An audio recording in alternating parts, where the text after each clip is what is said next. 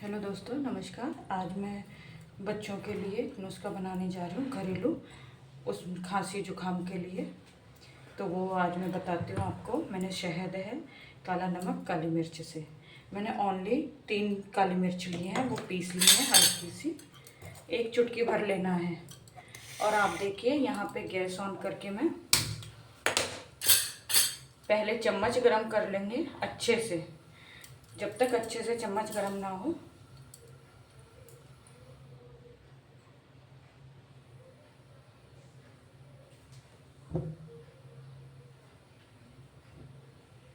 यहाँ पे आप देख सकते हैं अच्छे से चम्मच गरम हो गई है। ये गैस ऑफ कर दी मैंने। और इधर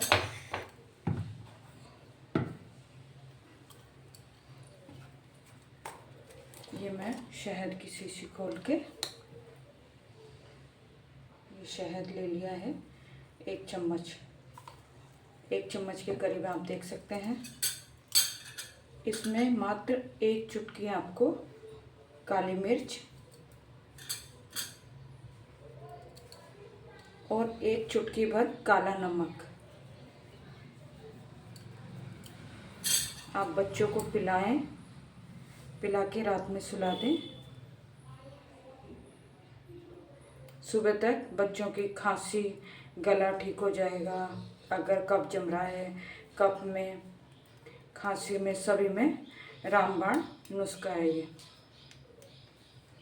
देखिए, ये रेडी है इस तरह।